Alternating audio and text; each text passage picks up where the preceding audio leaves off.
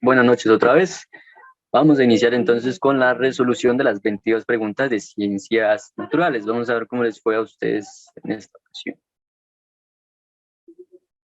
Pregunta número 1. ¿Qué tal esta pregunta? Los que estuvieron en química. Esta pregunta fácil, ¿no? Para los que estuvieron en química, supongo. ¿Qué tal esa pregunta, muchachos? Rápido, rápido. ¿Difícil? ¿Difícil?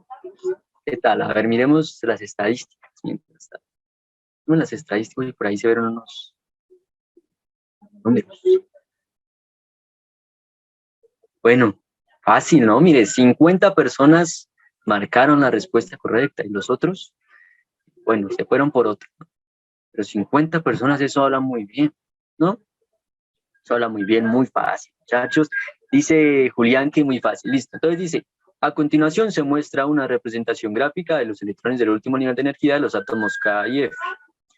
Teniendo en cuenta la información anterior, ¿cuántos electrones tienen en su último nivel de energía el átomo K y el átomo F? Simplemente es contar, ¿de acuerdo? El último nivel, pues la última escala que tenga. La última escala que tiene solamente tiene una. Entonces cuenta, tiene una para acá. Aquí, la única que te dice que K es igual a 1 es la C, ya tienes. ¿Sí? Pero pues supongamos que la A dice K igual a 1. Pues entonces te queda contar cuántos tiene F. Y F pues tiene 7. Entonces K igual a 1 y F igual a 7. ¿Sí? Facilísimo. Pregunta número 1, la respuesta correcta entonces sería la C. Pregunta número 2. A ver, miremos las estadísticas en este. Bajemos rápido para que no se vea nada. 32 con la B. Uy, marcaron otra. Compa. 32 personas marcaron mal. Bueno, vamos a ver. Dice, el modelo representa la relación entre la altura y la cantidad de partículas de aire. Una olla con agua hierve a una temperatura de 100 grados centígrados cuando la altura es 0 kilómetros. ¿De acuerdo? Cuando es 0 kilómetros hierve a 100 grados. Entonces, ese es el valor del que debemos partir. Teniendo en cuenta que el punto de ebullición corresponde a la temperatura a la cual la presión de vapor del gas igual a la presión atmosférica, si se pone a calentar la misma cantidad de agua, la misma, a una altura de 25 kilómetros, puede afirmarse que el agua. Acá es simplemente relación, ¿no? ¿Ustedes qué dicen? ¿A mayor altura, menor punto de ebullición o mayor? ¿A mayor altura, menor punto de ebullición?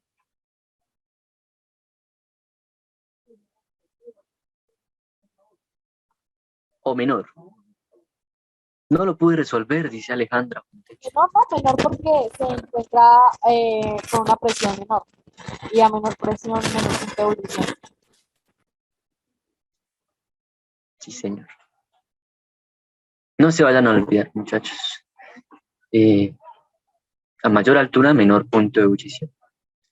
Tenemos una menor presión atmosférica. Y al tener menor presión atmosférica también se afecta a eso. ¿De acuerdo? Entonces, respuesta correcta, la A. Hierve a una temperatura menor que 100 grados centígrados porque la presión es menor, menor en esta altura. Precisamente eso pasa. No se les vaya a olvidar. La A. Pregunta 3. A ver qué tal está. Diferente, ¿no? ¿Qué tal está? Fácil, difícil, más o menos. A ver. 22 personas con la D. Uy, se igualó 22 y 22. Ah, caray. Ah, caray. Sullivan esa dice que fácil. Bien, bien, bien. Bien, chévere, ¿no? Bacano.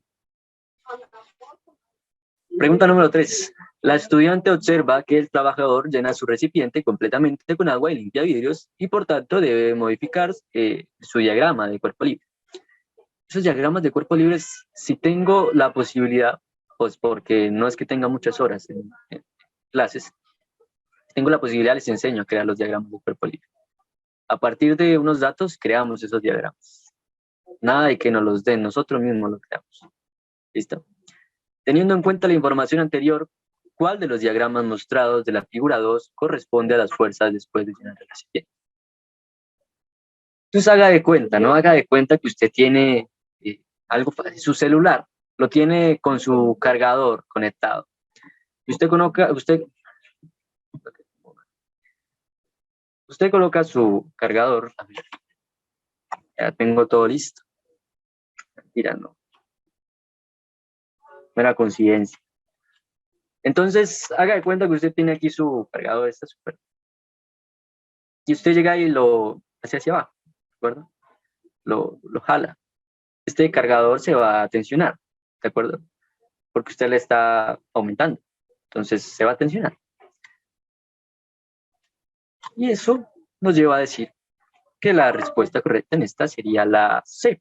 Al aumentar la masa, aumenta el peso y la tensión de la cuerda. 1. Algo más técnico es ver los ejes, ¿sí? Usted sabe que el peso va siempre hacia dónde. A ver, rápido. El peso va siempre hacia abajo por la gravedad, dice Charik. Muy bien. El peso va hacia abajo por la gravedad. Entonces usted dice, bueno, el peso tiene que ir hacia abajo. Si yo aumento el peso, tiene que precisamente aumentar la tensión. Lo veíamos con el cargador. Tiene que aumentar la tensión. ¿Y el peso está actuando en dónde? ¿En el eje Y o en el eje X? ¿Cuál? El eje Y. En el eje Y. Sharik dice, eje Y. ¿Sí? Facilísimo, en el eje Y. Entonces, ese peso y esa tensión no tienen nada que ver con el X. Digámoslo así a secas, porque si de pronto alguien es bueno en física y dirá, uy, espera, este señor se equivocó. Digámoslo así a secas que no. Entonces, fácil, respuesta correcta la C. El diagrama T es porque al aumentar la masa, aumenta el peso y la tensión de la cuerda. ¿Sí? Miremos qué marcaban los otros muchachos. Discúlpame por si de pronto alguien mira la grabación o alguien está por aquí que marcó otro. La D. A ver, miremos la T. La D nos dice que el diagrama 4 porque al aumentar la masa aumentan todas las fuerzas. No, señor, precisamente porque la justificación es que solo ocurre en el eje Y. ¿De acuerdo? Pregunta número 4. Esta sí estaba muy fácil, ¿no? Esta sí estaba facilísima. La pelota sube aceleradamente por el tubo. Esto ocurre porque, a ver, miremos. Estadísticas. 50 personas, la mayoría. ¿No? Claro, la pelota sube aceleradamente por el tubo. Esto ocurre porque la fuerza que ejerce el aire que sopla el estudiante es mayor que el peso de la pelota. Precisamente por eso sube. Si fuera menor, pues no pasaba, no sube aceleradamente. Si fuera igual, tampoco, ¿sí? Y esto de que el peso de la pelota cambia cuando el estudiante sopla aire por el tubo no tiene nada de sentido. La fuerza que ejerce el aire que sopla el estudiante es mayor que el peso de la pelota. Por eso sube. Pues. Pregunta número 5. ¿Qué tal esta? Esta estaba facilita también. Pero ¿qué tal? A ver, ¿ustedes qué les fue? ¿Cómo les fue en esta? Pregunta número 5. Fácil, difícil. Yo veo que la mayoría marcó acá la respuesta correcta, que es la 34. Otros se fueron. Otras opciones de respuesta. Pregunta número 5. Teniendo en cuenta la información anterior, el velero se mueve hacia la derecha porque, bueno, nosotros ya vimos, ¿no? Miren, precisamente, sí miren que los temas salen, que uno habla en términos más técnicos, más difíciles, no significa que esto no salga. Pero ahí está. Fuerza del viento en newtons. ¿Cuánto es la fuerza del viento, muchachos? ¿Cuánto es las fuerzas, perdón? Las dos fuerzas del viento y la fuerza del motor, ¿cuánto es?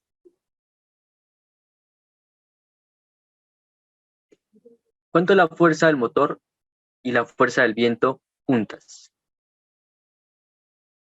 Shalit dice que 20 más 30 igual a 50. Nicolás dice que 50. Mariño dice que 50.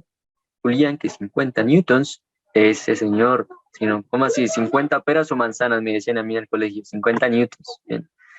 Alejandra Fonteches. 50, ¿no? Sumamos. 30 newtons, fuerza del motor más fuerza del viento, 20 newtons, 50 newtons. Y la fuerza del río es de 40 newtons. Es decir, que esas dos juntas van a ser mayor a la fuerza del río y por ende les van a ganar, digámoslo así. Le va a ganar a la fuerza del río y es por eso que logra moverse hacia la derecha. ¿Qué pasaría si esas dos fueran menores? Si la fuerza del motor y la fuerza del viento fuera menor a la fuerza del río, ¿qué pasaría, muchachos? Ustedes que son pilos, ¿qué pasaría? Corre a la izquierda, dice Charik Trujillo. Perdón, ¿cuál es tu pregunta? ¿Qué pasa si la fuerza del río es mayor a la fuerza del viento y fuerza del motor? Ok, Avanzaría, dice. si es mayor a la fuerza del viento sumada con la fuerza del motor, se movería hacia la izquierda. Si es igual y se contrarrestan, no tendría movimiento y pues en este caso que es mayor la del viento y la del motor, se mueven hacia la derecha.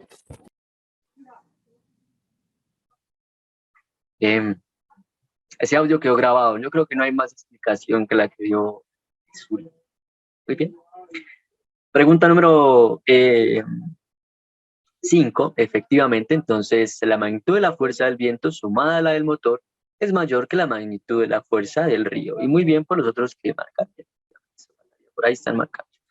Pregunta número 6. ¿Qué tal esta también en química? A ver, esta sí necesito que me digan cómo les suena esta. No las voy a mostrar la respuesta. ¿Fácil o difícil? Pregunta número 6. ¿Qué tal? Fácil, difícil. Ayer vimos nada más átomos. Nada más y nada menos que átomos vimos ahí. Charit dice que fácil. Mariño dice que fácil. A una persona lo está haciendo, no te preocupes. Acabaste de llegar del colegio, dale. Interesante. Entonces, vea, yo digo, como ustedes ya vieron mi clase con átomo, que vamos a seguir hablando un poquito del átomo, pero temas más difíciles, no tendrían que ver lo que está arriba, ¿cierto? ¿De acuerdo? Eso de que a continuación se presentan no me importa. En estos modelos se incorporó que la masa no me importa. Yo necesito saber es litio, oxígeno y la pregunta. Teniendo en cuenta lo anterior, ¿cuál de las siguientes afirmaciones es correcta respecto a los átomos de litio y de oxígeno? Nos dice que el número atómico del átomo de litio, número atómico del átomo de litio y del átomo de oxígeno equivale a la suma atómica dividida entre 2. Eso es un poco ilógico. Esta pregunta, ¿cuál es la número 6? Aunque hubo gente que marcó otras. Espero que no hayan sido los que estuvieron allí. Algo ilógico, ¿no? La masa atómica del oxígeno es mayor que la del litio. La masa atómica, a ver, la masa atómica, muchachos, ¿quién era? ¿Cómo calculaba yo masa atómica? Protones más neutrones son 16. Protones más neutrones. ¿Y cómo le decíamos a los protones y a los neutrones? Masa atómica la A.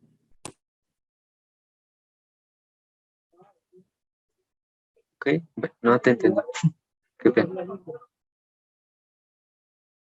Protones y neutrones, ¿cómo era que le decíamos, perdón?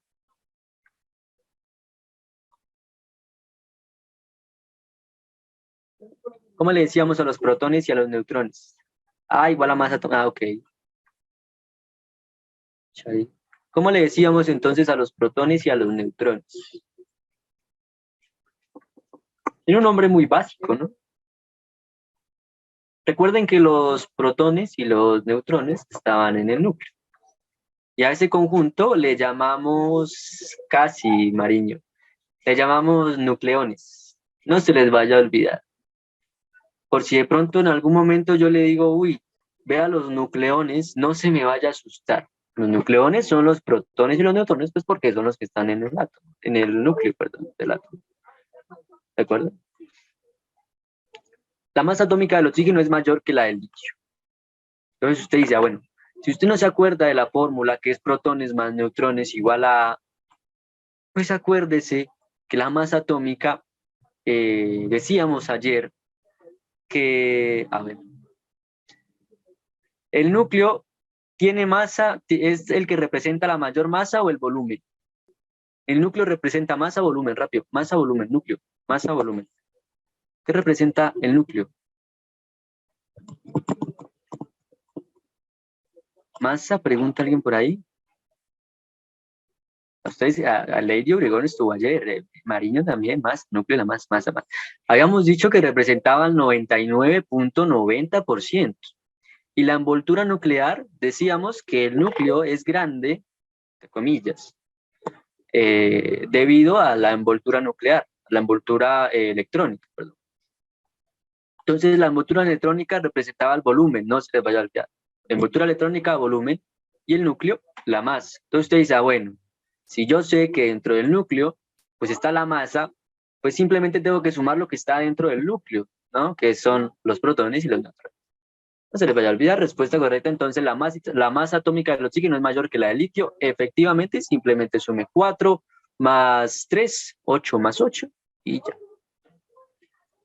Ahí pierde, muchachos. Pregunta número 7. Dice que, según lo anterior, ¿cuál es el estado de oxidación de este átomo? ¿Qué tal está, muchachos? ¿Tenemos tiempito? Sí, tenemos tiempo. ¿Qué tal esa? La 7. A ver.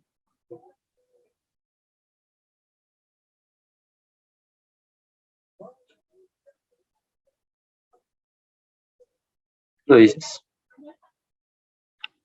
Pregunta número 7, dice, entonces avancemos, que tenemos 7 y 22. Sí. Según lo anterior, ¿cuál es el estado de oxidación de este átomo? A continuación se presenta la configuración electrónica de un átomo que posee 12 protones. 12 protones, cuando es neutro, recuerden que si decíamos que acá arriba no tenía nada, perdón, esto es una configuración electrónica. Recuerden cuando teníamos X, acá teníamos a la A en la parte de arriba, X, A en la parte de arriba, Z en la parte de abajo, y al otro lado teníamos a Q, que era la carga. Entonces, cuando no teníamos nada ahí, decíamos que era neutro. ¿Sí, no? Entonces, decíamos que los protones son iguales a los electrones en ese sentido. Entonces, si teníamos 12 protones, cuando está neutro, ¿cuánto tiene de electrones, muchachos? ¿Cuánto tiene de electrones? ¿1? ¿0? Uy, ¿qué pasó? Tiene No uno hay... positivo porque perdió uno, ¿no? Se supone que es uno de S2. Ah, sí. O sea, sí. Espérense, one moment. O sea, se fueron para otro lado. Les estoy preguntando, cuando es neutro, tiene 12 protones. ¿Cuántos electrones tiene ese átomo cuando está neutro? Eso es lo que estoy preguntando. Cuando está neutro. Samuel Campos dice que 12. Cantidad porque se van a contrarrestar para no practicar. Tendría 12 electrones. Muy bien, Samuel. Recuerden que cuando está neutro, los protones son iguales a los electrones. Cuando está neutro, estoy aclarando. Entonces, si está neutro y posee 12, ¿cuántos tiene? 12 electrones. ¿De acuerdo? Entonces, cuente. Acá tiene 6, acá tiene 2, acá tiene otros 2, 10 y 1, 11. Es decir, que esta configuración tiene 11. Y si neutro tenía 12, ¿cuántos perdió? No. 1. ¿Y eso lo represento como 1 menos o como 1 más? No más porque se dio. 1 más, dice. Bien. Samuel Campos dice que 1 más. Lo representas como 1 más. ¿Listo? ¿Por qué 1 más? Pues porque los electrones son negativos y... ¿Sí? ¿De acuerdo? Ya la agarraste, ¿no, Samuel? Pero te ríes. Los electrones son positivos, entonces, pues, debería representarlo como 1 más. ¿Sí? Si lo colocas como 1 menos, quiere decir que ganó, porque son, pues, electrones. 1 más significa que perdió 1. No me había fijado en la ilustración. Es una simple recordación, ¿no? Simple. Nada del otro mundo. Pregunta número 7, la B, entonces. 1 más porque perdió. ¿De acuerdo? Pregunta número 8. Es facilísima. Teniendo en cuenta la información anterior, puede afirmarse que en la anterior reacción se produce, ¿qué, muchachos? Rápido, ¿qué se produce?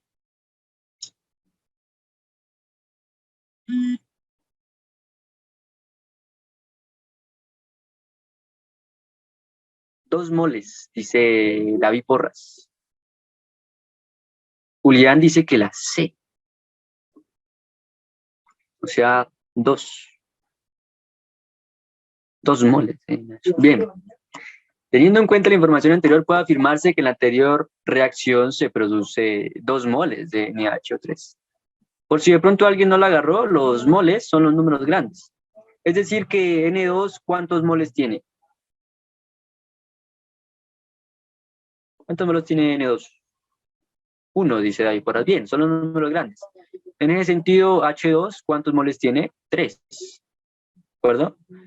Entonces, en este sentido... David, tenemos... porfa, para que quede bien bacana la grabación, ayúdame a ponerle zoom al formulario. O sea, ahí arribita donde dice Google, el navegador o el navegador en el que está, así, Google Chrome, así, ponle más zoom, más, ponle más. Ponle más, porfa. Un poquito más. Un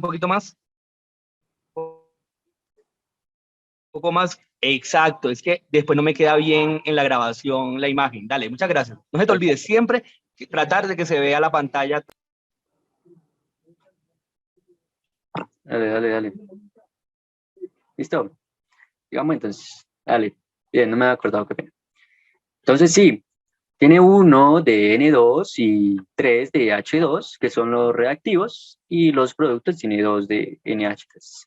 Entonces la respuesta correcta en esta número 8 sería la C, 2 moles de NH3. ¿De acuerdo?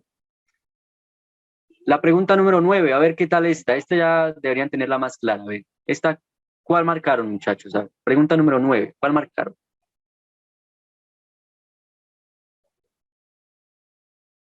La B, dice David Porras. Entonces nos dice, se puede afirmar que el estado de oxidación del ion de aluminio es de 3 más. Bueno, pero yo pregunto, ustedes que son unos duros, ¿ese ion de qué tipo es? ¿Es catión o es anión? Rápido. ¿Catión o anión? ¿Catión o anión? Rápido. Catión, dice Julián. Catión porque es positivo. Catión porque es positivo. Recuerden, ayer les decía una forma fácil, ¿no? Que catión, por si se los olvida, catión, pues esa palabra tiene una T, entonces ese representaría el más. Entonces catión, positivo. Y anión tiene dos N's. Entonces, bueno, perdón, anión tiene ahí la N, la primera N, si usted quiere, le queda más fácil, anión, y ya. Entonces, en ese sentido, esto es un catión, ¿estamos de acuerdo? Entonces, ion de aluminio y aluminio neutro, ¿de acuerdo? Este de acá, ion de aluminio tendría 10, ¿sí? Y este de acá, ¿cuántos tiene? El aluminio neutro, si dice acá que tiene 3 más, ¿cuántos tiene este de acá? Sin contar. David Porras dice que 13, bien, y 13. ¿Sí? Sin contar. ¿Por qué sin contar? Pues usted ya sabe que aquí hay 10 y acá le dijeron que 3 más, es decir, que en el anterior debería haber entonces los otros 3 que se perdieron. ¿Sí, no? Entonces, este ion de aluminio me perdió ¿cuántos? Me perdió 3. ¿Sí? Ese 3 más, recuerden, no se les vaya a olvidar, eso no significa que están sumando 3 electrones, está sumando que está restando, perdón, porque los electrones son negativos. Entonces, en ese orden de ideas, la respuesta correcta sería la B. Tiene 3 electrones menos en su configuración electrónica que el aluminio. Y no necesita ser muy teórico tampoco, porque simplemente es contar. Aluminio neutro, cuente. ¿Cuántos hay aquí? 13. ¿Y el ion de aluminio cuántos tiene? 10. ¿Cuántos tiene? Pues 3 menos. ¿Sí o no? Entonces, sería la B de barco. Pregunta número 10. Dice, teniendo en cuenta la información anterior, ¿cuál de los siguientes enunciados describe correctamente lo que sucede en la reacción 2? Fácil, ¿sí o no? ¿Cuál es la respuesta en esto, muchachos? A ver, mientras yo voy subiendo el texto. ¿Cuál es la respuesta en esto? ¿Cuál marcar? Bueno, entonces, acá, si se dan cuenta, nos dice, ¿cómo es en la reacción 2? Vámonos a la reacción 2. En la reacción 2, ¿cuántas moles de O2 tiene, muchachos? Rápido. ¿Cuántas moles de O2 tiene? Una, dice David Porras. Bien. ¿Cuántas tiene moles del E-? ¿Cuántas tiene? Giancarlos 1, Nicolás 1, Julián Mayorga 1. Ahora ya responden, David Porras dice que 2 para la E. ¿Cuántas tiene en moles para la E-? David Porras dice que 2, 2. Uy, se saturó. 2. Tiene 2 moles para la E-. Y para la H más, pues tendría 2 también. ¿Y cuántas moles hay de H2O2? ¿Cuántas moles hay? Hay porras marca que 1, bien, más 1. Entonces ya le queda, usted ya sabe, en O2, 1, en E-, 2, en H+, 2, y en H2O2, 1. Vamos a ver. ¿Cuál de las siguientes enunciados describe correctamente lo que sucede en la reacción 2? La respuesta correcta en esta sería entonces la C. ¿Estamos de acuerdo? Reaccionan 1 mol de O2 con 2 moles de H+ y 2 de menos para producir 1 mol de H2O2. Facilísimo, ¿no? Eso es. Bueno, por si alguien de pronto no sabe, los que están a la izquierda de la flecha son los reactivos, es decir, los que reaccionan, por eso decimos reaccionan O2, E- y H+, para producir, porque los que están después de esta triangulito, de esta flechita, son los productos, entonces produce H2O2 por ciento. Pregunta número 11, esta es fácil. Teniendo en cuenta la anterior información, ¿por qué la implementación de estas reacciones puede ser una estrategia factible para descontaminar fuentes hídricas rápidamente? ¿Sí? ¿Cuál marcaron ustedes en esta?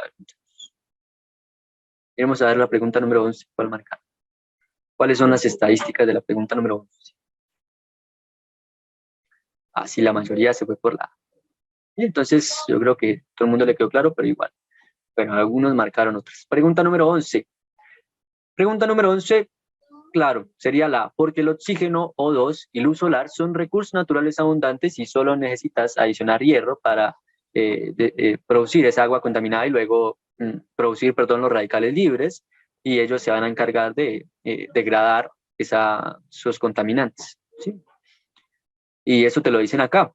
Te dicen precisamente que se debe utilizar el O2, el hierro, y además necesitan la luz solar. Acá dicen, a continuación se presentan las reacciones químicas que muestran cómo a partir de O2, oxígeno, hierro y luz solar, se puede obtener las especies que van a producir ese radical. Y precisamente, pues es simplemente eso. La pregunta número 11, la pregunta número 12. En las reacciones 2 y 3, la sustancia H2O2 es un compuesto. La razón por la que esta sustancia se considera un compuesto es porque la respuesta correcta en esta es la C. Se compone de 2 elementos químicos unidos mediante un enlace. Esa es la definición de un compuesto, muchachos. Un compuesto es eso, 2 elementos químicos unidos mediante un enlace. Entonces es un compuesto por esa razón. ¿De acuerdo? Pregunta número 13. ¿Qué tal esta, muchachos? A ver, esta sí me interesa. ¿Cómo les fue en esta? Acabamos de ver también este temita. Fuerzas de atracción y de repulsión. Un poquito ahí por encima. Para mí complicada, dice Sharky. Por los imanes, bueno, ahorita la miramos, tranqui. Los otros, ¿qué tal? ¿Difícil, fácil? Vamos a ver. Teniendo en cuenta la información anterior, pues puse B, pero no estoy seguro, dice alguien por ahí, tranqui. Teniendo en cuenta la información anterior, ¿cuál de los siguientes cambios produce un mayor estiramiento del resorte? Ahorita miramos las estadísticas de ver cómo le fue a la gente, pero no la voy a mostrar todavía porque se ve la respuesta correcta. ¿Cuál va a producir mayor estiramiento? ¿Estamos de acuerdo? ¿Cuál va a hacer que ese resorte se vaya hacia arriba? ¿De acuerdo? Habíamos dicho que cargas eléctricas iguales, ¿qué pasaba? Se repelen o se atraen. Iguales, se repelen o se atraen, rápido. Se repelen o se atraen. Repelen, dice Cargas Chaco. iguales se repelen, cargas diferentes se atraen. Por ahí Vanessa lo adelantó, ¿sí o no? Entonces, sí, efectivamente, cargas iguales se repelen. Entonces, ¿qué pasa, muchachos, si yo llego y este imán 2 lo acerco un poquito acá, donde dice polo sur, acá, en este de acá, aquí donde estoy colocando el ratón? ¿Qué pasa? Son iguales, ¿no? Se van a repeler, dice Giancarlo, se van a repeler. Y al momento de repelerse, digamos que se van a tratar de alejar. Entonces, se van a tratar de alejar. Y como tiene un eje de giro, ¿se dan cuenta? Ahí dice eje de giro, pues ¿qué va a pasar? Pues que se van a acercar, se van a separar y este polo norte va a agarrar hacia arriba. ¿Estamos de acuerdo? Porque tiene el eje de giro. Entonces, el polo sur llega y se va hacia abajo y el polo norte hacia arriba. ¿De acuerdo? Entonces, ¿qué necesitamos? Necesitamos es que se acerquen. Si los alejamos, pues va a ser menor esa fuerza. Entonces necesitamos que se acerquen. Entonces, en ese sentido, necesitamos disminuir la distancia entre los imanes. ¿De acuerdo? Miremos, aumentar la distancia entre los imanes. Habíamos dicho que la fuerza sería menor. ¿De acuerdo? Entonces la A se nos va. Invertir la posición de los polos del imán 2. Entonces, este imán 2 los invierto. El polo norte me queda donde está el polo sur y el polo sur me queda donde está el polo norte. Entonces, si yo coloco el polo norte a ese lado, ustedes se darían cuenta que pues son cargas diferentes y se van a atraer.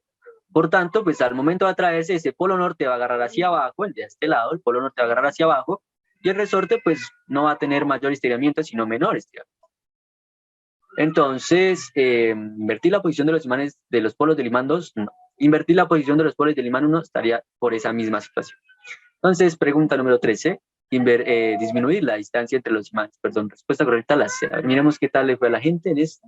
Yo creo que esta estaba un poco sencilla.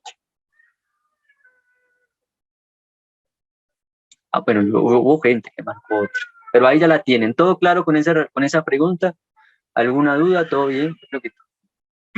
Yo creo que es bastante claro. Bueno, vámonos entonces a la pregunta número 14. Facilísima esta. Disculpe, profe, ¿por qué sé? Ah, pues ya lo explicamos. Disminuir la distancia entre los imanes. Entonces recuerda que habíamos dicho que cargas iguales se repelen. Entonces al momento de repelerse, digamos que se van a alejar. Entonces nosotros juntamos ese polo sur y ellos dicen, uy, no, yo no me llevo bien con este, entonces yo me voy a ir. ¿Me entiendes? Haga de cuenta eso. Cargas iguales no se llevan, entonces digamos que se van a alejar, se caen mal y ese polo sur va a agarrar hacia abajo. Entonces, como hay un eje de giro, el polo sur está ahí normal, agarra hacia abajo, ¿de acuerdo? El polo sur agarra hacia abajo y el polo norte agarra hacia arriba. Y como nos están pidiendo el de mayor estiramiento, de una vez. Ley de Obregón, entiendo, gracias. Dale. Pregunta número 14. Con base en la información anterior, se puede afirmar que el sodio neutro tiene. Pregunta, ¿cuántos electrones tiene? Si está neutro, ¿cuántos electrones tiene? Rápido. ¿Cuántos electrones tiene si está neutro? 11. Tiene 11, ¿no? Sí, recuerden, cuando está neutro, protones iguales a electrones. Recuerden que el número atómico Z es igual a los protones. Entonces, ¿cuántos protones tiene? 11, según lo que dice ahí. Tendría, como está neutro, tendría 11 electrones también. ¿Y cómo calculábamos los neutrones, muchachos? ¿Cómo los sacamos? 23 menos 11. Nosotros restamos el número de masa con el número atómico. ¿De acuerdo? Entonces se queda 23 menos 11, 12 neutrones. ¿De acuerdo? Ahora, David, yo quiero comprobar. Pues compruebe. Usted sabe que el número de masa le tiene que dar protones más neutrones. Entonces, sume. Protones 11, neutrones 12, 23 de número de masa. Pregunta número 14. La respuesta correcta entonces sería 11 protones, 11 electrones y 12 neutrones. Respuesta correcta, la de dado. ¿De acuerdo? Pregunta número 15. No alcanzamos a ver fuerzas de rozamiento, lastimosamente, pero vamos a ver. Voy a explicarla con el texto. Luego, cuando veamos fuerzas de rozamiento, ya tendrán teoría. Entonces, dice que una persona quiere llegar a la cima de una montaña, ¿de acuerdo? En esa situación, la magnitud de la fuerza de rozamiento es directamente proporcional a la magnitud de la fuerza normal. Entonces, si yo aumento la fuerza normal, ¿qué debe pasar con la fuerza de rozamiento, muchachos? Según lo que dice ahí. Fuerza normal, ¿qué pasa con fuerza de rozamiento? Pues es constante. Constante. Pues según lo que dice ahí, ¿no? En esta situación, bueno, recuerda, la magnitud de la fuerza de rozamiento es directamente proporcional a la magnitud de la fuerza normal. O sea, sería en ese sentido, ¿no? Entonces, deberíamos decir que como es proporcional, pues ambas van en la misma proporción dependiendo. Entonces, a medida que el ángulo de la montaña disminuye, la fuerza normal que hace el pavimento sobre el carro aumenta. Entonces, cuando el ángulo disminuye, la fuerza normal aumenta. Y eso nos quiere decir que la fuerza de rozamiento también va por ahí mismo, ¿no? Va a aumentar, digamos. ¿Qué le ocurre a la magnitud de la fuerza de rozamiento si el ángulo aumenta? Entonces, decíamos, cuando el ángulo disminuye, la fuerza normal aumenta. ¿Qué tiene que pasar con la fuerza de rozamiento? Como fuerza de rozamiento es proporcional a la fuerza normal, también aumenta. Ahora es el caso contrario. El ángulo aumenta, entonces, ¿qué tiene que pasar? Que la fuerza normal, ¿qué? La fuerza normal, ¿qué tiene que pasar? Inversa. Disminuye. Disminuye, bien, disminuye. Y eso nos lleva a decir que la fuerza de rozamiento también disminuye, porque son proporcionales, pues. Pregunta número 15, la C, facilísimo, ¿cierto? Pregunta número 16. ¿Qué tal está? Facilísima, un poco de biología por ahí. Dice que, ¿cuál de las siguientes es una posible consecuencia de la deficiencia de yodo en el organismo? Uno la puede sacar por teoría, ¿no? Uno sabe que el yodo se compone de T3 y T4, que cuando hay baja producción se pone a trabajar la glándula pituitaria. Vamos a hacerla con el test. La glándula tiroides se encarga, entre otras funciones, de la producción de las hormonas tiroideas T3 y T4. Ambas hormonas se componen de yodo. Es decir, digámoslo así, el yodo los engloba a ellas. Entonces, el yodo, del yodo sigue a T3 y T4. Es decir, el yodo va a T3 y T4. ¿De acuerdo? ¿Qué debe obtenerse de la dieta para su utilización? La actividad de la tiroides se controla por la glándula pituitaria, la cual cuando detecta un descenso de la concentración de las hormonas T3 y T4, estimula la actividad de la tiroides para aumentar su producción. ¿Okay? ¿Cuál de las siguientes es una posible consecuencia de deficiencia de yodo? Es decir, digamos que hay baja cantidad de yodo, ¿no? Cuando hay baja cantidad de yodo, ¿qué pasará con las hormonas tiroideas T3 y T4? Muchachos, ¿qué pasará?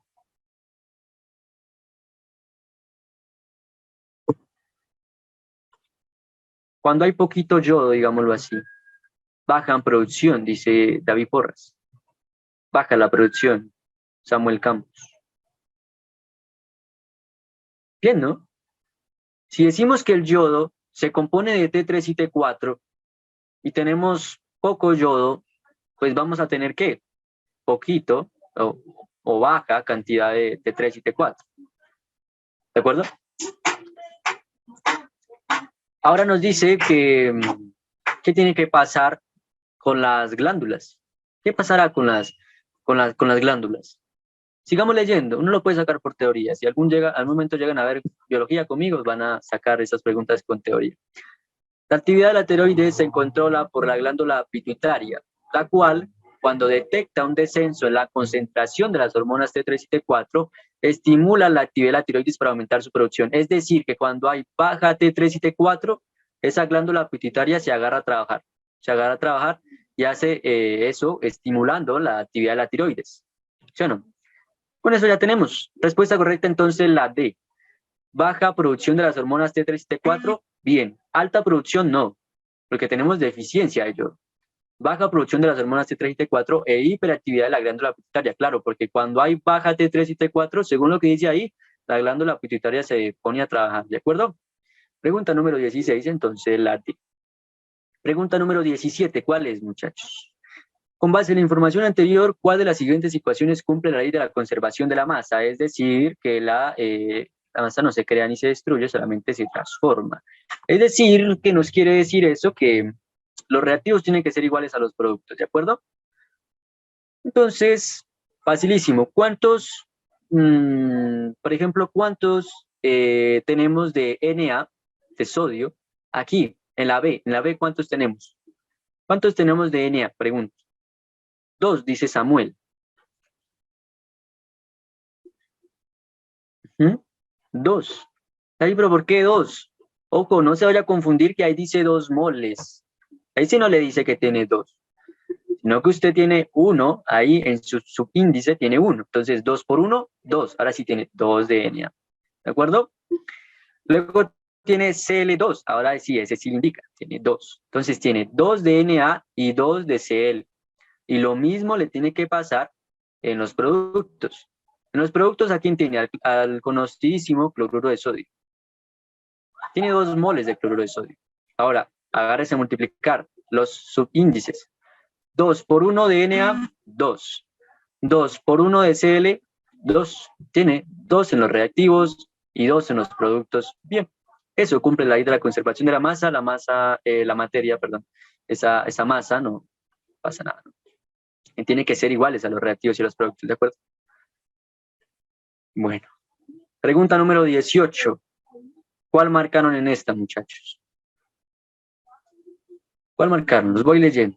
De acuerdo con la información anterior, si reaccionan 280 gramos de Fe con 96 gramos de O2, el reactivo límite es... El reactivo límite es el que se acaba primero. ¿Estamos de acuerdo? La 17, la respuesta correcta es la B, Mariño. La B de B. Es la que cumple que tengamos iguales reactivos, iguales productos, ¿de acuerdo? Mira, aquí la tengo. La B, de B. Natalia dice que marcó la A, pero no está segura. Vamos a ver. Vamos a ver qué. Vamos a ver qué es. El reactivo límite es el que se acaba primero, ¿de acuerdo, muchachos? El que se acabe primero es ese reactivo límite. Lo que le queda hacer a usted simplemente para calcular cuál se acaba primero y cuál sobra es multiplicar las moles con la masa molar, ¿de acuerdo? Entonces, ¿qué le toca hacer a usted? Agarre el hierro, Fe, dice ahí que los reactivos son los que van a reaccionar, no se vaya a poner a hacer con los productos porque pues ya está producido, ¿no? Entonces, hierro con los reactivos. 4 por la masa molar de hierro, que es Fe, ¿de acuerdo? 4 por 56, ¿cuánto les da eso, muchachones? 4 por 56, rápido. A ver.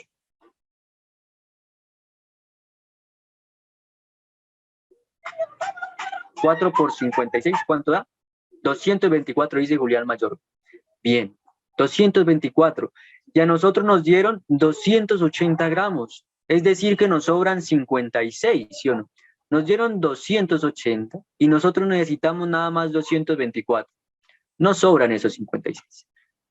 Entonces, si ya decimos que nos sobró uno, pues el otro tendría que ser el reactivo límite de una vez. Bueno, ya tiene que ser el otro. Marcamos la D. La respuesta correcta es la D de dado. La D de dado. Pero miremos por qué nos dio 96, la misma situación. Agarre las 3 moles del O2 y multiplíquelo por el 32 de la masa molar. 3 por 32 le da ¿cuánto? 96. Es decir, que al finalizar la reacción se habrán consumido 96 gramos de O2, por eso es el reactivo límite, porque nos dieron 96 gramos de O2 y precisamente eso es lo que necesitamos, así que ese se va a acabar primero. 96 se acaba primero O2. Y le sobran los 56 porque le dieron 280 y usted necesitaba apenas 224, que fue lo que le dio de multiplicar 4 por la masa molar de Fe, 4 por 56, 224. Así listo. Respuesta correcta entonces la D. Pregunta número 19. A ver qué tal esta, muchachos. Esta es facilita. Es facilita. Esta es un poco de cizaña. Bueno. Vamos a ver. Nos dice que de acuerdo con la información anterior, ¿cuál es el estado de oxidación del silicio y del oxígeno? Entonces, el estado de oxidación del oxígeno siempre es 2 menos, ¿de acuerdo? Siempre, entre comillas. ¿Por qué digo entre comillas? Lo que pasa es que hay una excepción, efectivamente, que es el peróxido. En los peróxidos es de -1. En los superóxidos es de 1 medio menos. Y en el fluoruro de oxígeno es de 2 más. Pero acá no tenemos ninguno de estos casos, ¿de acuerdo? No se vayan a olvidar, si quieren anótenlos. El del oxígeno siempre es 2 menos el estado de oxidación. Pero hay casos que no. ¿Cuáles? Los peróxidos, porque en los peróxidos es de -1. Los superóxidos, porque ahí es de 1 medio menos. Y el del fluoruro de oxígeno, que es de 2 más. ¿De acuerdo? Facilísimo, hasta ahí la tenemos, ¿no? De acuerdo con la información, ¿cuál es el estado de oxidación? Entonces, si sabemos que es 2 menos el del estado de oxidación del oxígeno, pues la A no es, ¿de acuerdo? Y la D tampoco. Ahora, cuando usted tenga juntos 2 elementos, ellos van a querer encontrar una carga neutra. Y para que tenga carga neutra, pues deberán tener los electrones equilibrados, ¿de acuerdo? Entonces cuente, ¿de acuerdo? Mire, el AB le dice a usted, le va a aumentar 2. ¿Cuántos tendría? Si acá en la configuración electrónica aumenta 2, ¿cuántos tiene, muchachos? ¿Cuántos electrones tiene? Si aumenta 2 el oxígeno. Recuerden que aumenta porque ahí dice 2 menos, ¿no?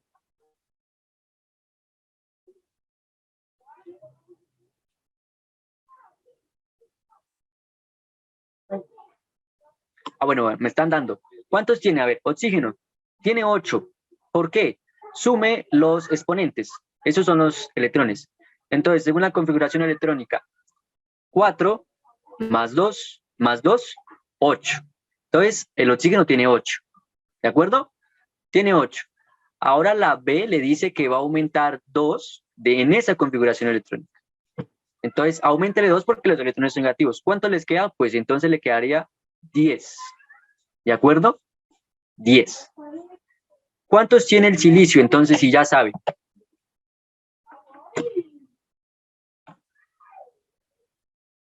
Ya te digo, Emily, tranqui. ¿El silicio cuántos tiene? ¿Cuántos electrones tiene el silicio? Es sumar los exponentes. 14. El 2, el 2, el 6, el 2 y el 2. Esos son los electrones. En una configuración electrónica, los electrones son los exponentes. No se les vaya a olvidar. Entonces, 6 más 2, ¿cuánto le da? 10. ¿Y los otros 2 y 2? 14. Sí. ¿Listo? Sí, ¿no? Bien. 14 electrones tiene. Y ahora, si yo, ahí dice que la B del silicio es 4 más, es decir, pierde 4 electrones, ¿cuánto le queda?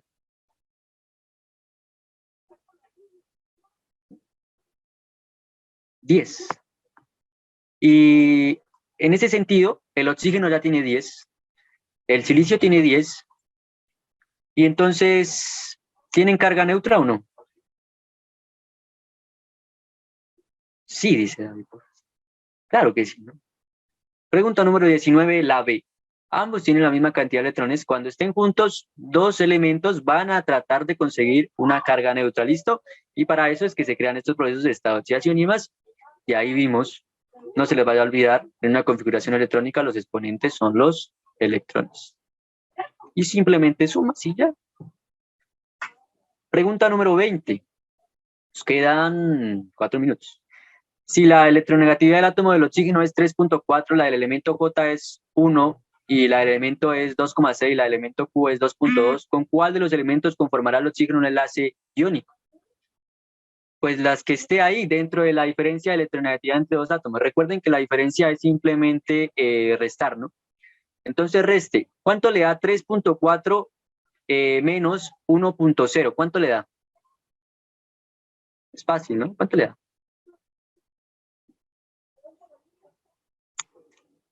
3.4 menos 1.0, 2.4, dice Giancarlo. Bien, le va a dar 2.4. Diferencia de electronegatividad es simplemente restar.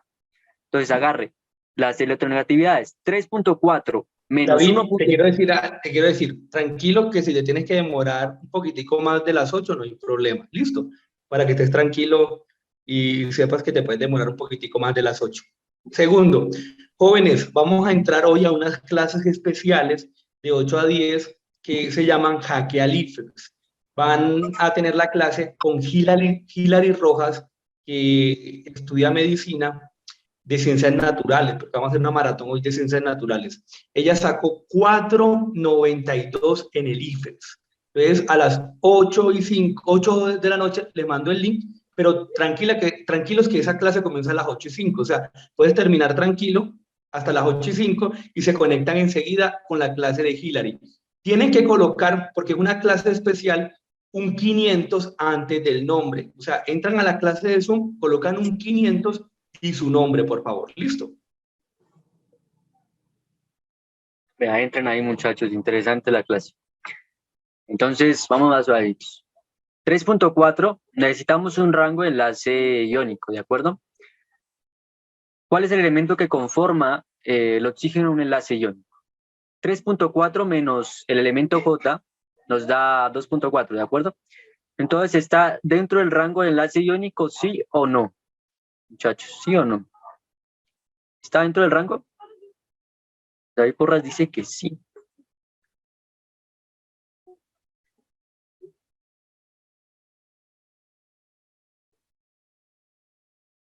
Sí, ¿no? Está dentro del rango. El rango para enlace iónico, si se dan cuenta en la gráfica, es de 1.7 a 3.3, ¿de acuerdo? De 1.7 a 3.3 es el rango de enlace iónico. Y nos dio 2.4, pues está dentro del rango, o sea que con ese conforma el enlace iónico. Ahora, si yo agarro la electronegatividad del átomo de oxígeno, que es el que me están pidiendo, y le agarro la diferencia, que es restar, con el elemento Z, ¿cuánto me da? ¿En qué rango me queda? ¿Qué sería? Si yo agarro electronegatividad, ¿en qué me queda? 3.4 menos 2.6, que es del elemento Z. ¿En qué rango lo coloco? ¿Covalente no polar o covalente polar?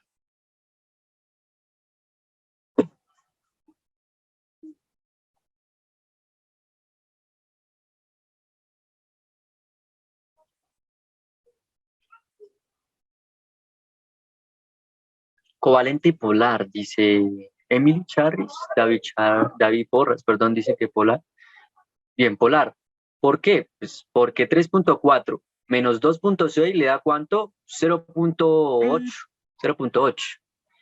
Y eso le da en el rango de enlace covalente polar. ¿De acuerdo? Y el otro lo mismo. Entonces, solamente forma con el elemento J únicamente. Así que respuesta correcta en la pregunta número 20 sería la D, con el elemento J únicamente. Pregunta número 21.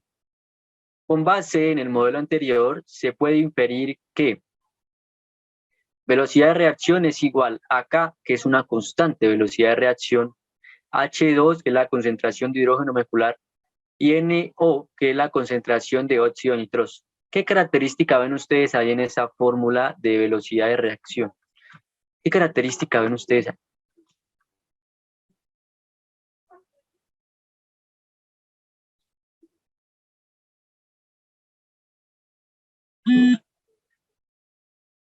¿Qué característica? Es proporcional, dice Julián, proporcional.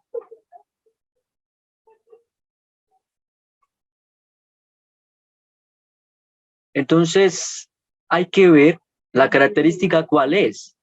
Si usted se da cuenta, o bueno, marca, recuerden que los reactivos son los que están a la izquierda de la flecha.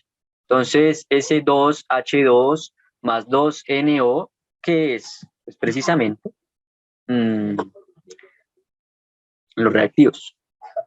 Y luego de la flecha están los productos. Solamente están participando los reactivos. Mire, H2, ¿de dónde viene? De los reactivos. NO, ¿de dónde viene? De los reactivos. Aquí no hay ningún N2 ni H2O, que son los productos. Entonces, ¿qué quiere decir? Precisamente lo que dice la B. La velocidad de reacción no depende de la concentración de productos, porque en la ecuación de la velocidad de reacción solo están involucradas las concentraciones de los reactivos. Fácil, ¿no, muchachos? Entonces, pregunta número 21, la B. Pregunta número 22 y última. Esta es otra de esas preguntas que se puede sacar con teoría. Uno debería saber que cuando la glucosa aumenta y la insulina aumenta es porque el glucagón está bajo nivel, está, no hay, sí. Pero vamos a sacarlo de acá. Dice, con base en la información anterior, el modelo que representaría esta acción hormonal en un individuo sin ninguna enfermedad que acaba de consumir un alimento con una alta concentración de glucosa. Ah, listo. Acá arriba dice, así, cuando los niveles de glucosa aumentan en la sangre, el páncreas inhibe la producción de glucagón.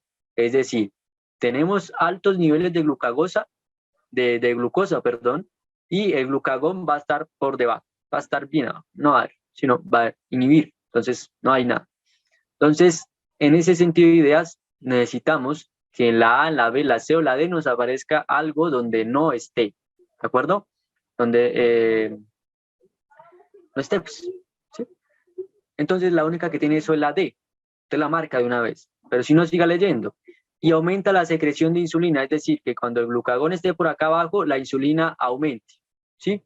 Y cuando el nivel de glucosa disminuye en la sangre, el páncreas aumenta la secreción de glucagón y disminuye la insulina. Entonces, precisamente, eso es lo que pasa. El glucagón aumenta y la insulina empieza a disminuir y la glucosa también.